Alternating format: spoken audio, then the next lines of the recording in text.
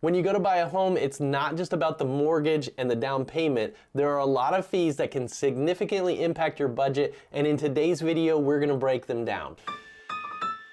First up, property taxes. These are the ongoing expenses based on the assessed value of your home and your local tax rate. So you put those two things together and that's how you get your property taxes.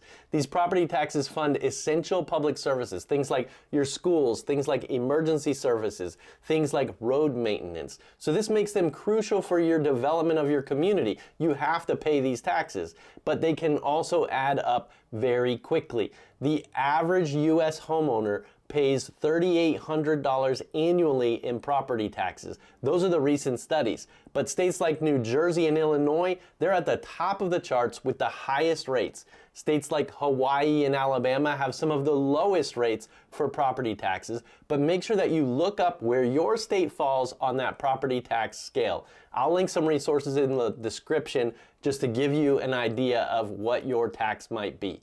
No matter where you live though, your property taxes have to be a part of your monthly budget. And a lot of mortgage lenders include these taxes into your monthly payment through an escrow account. This can simplify budgeting and prevent an unexpected bill at the end of the year, so you're not just surprised with this big lump sum that you have to pay. But here's something that a lot of people overlook.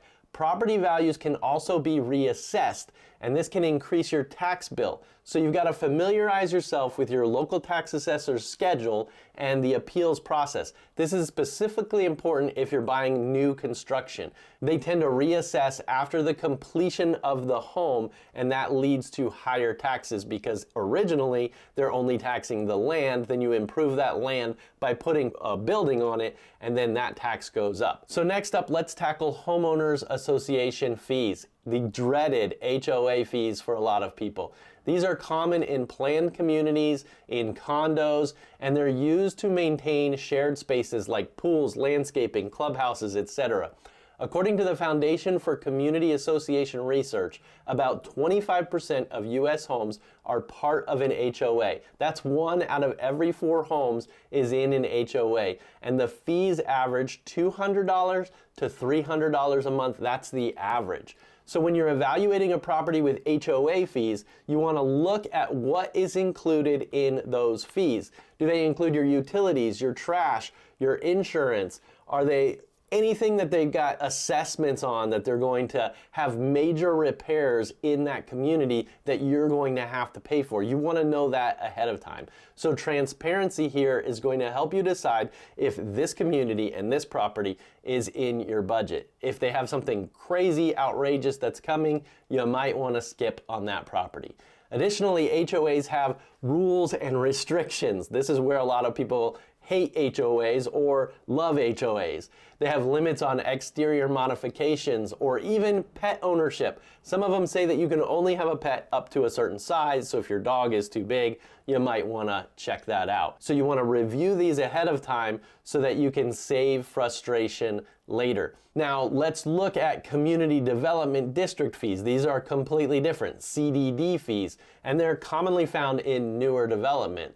These fees fund the infrastructure and the amenities, things like the roads and the recreation facilities, and they have 2 different things. They have bond repayments and operation and maintenance costs, or O&M.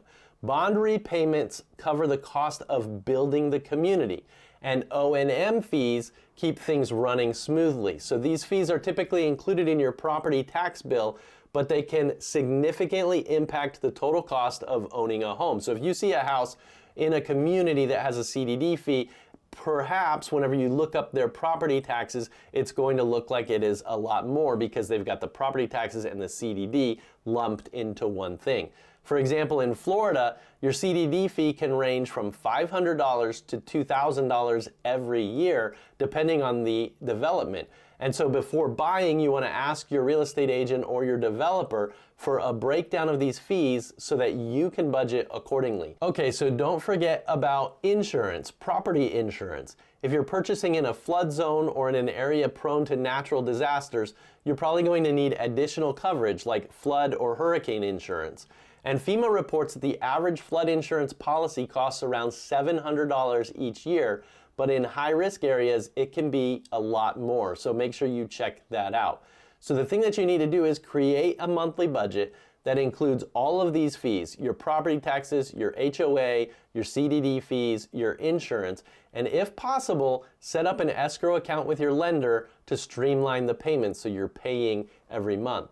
Always keep an emergency fund for unexpected expenses like special assessments or insurance increases. As Dave Ramsey, a financial expert, likes to say, a budget is telling your money where to go instead of wondering where it went. If you want to protect yourself from surprise expenses, make sure you check out Home Membership. With our coverage chart, you're going to know exactly how much you're going to pay if something breaks down, and you want to visit homemembership.com today to check out everything that we offer to help you know exactly how you can cover those unexpected expenses. So understanding property taxes, HOA fees, CDD fees, and insurance is critical for making an informed decision about the home that you're going to buy. So do your research, plan ahead, and budget carefully so that you can navigate the costs with confidence and avoid unwelcomed surprises.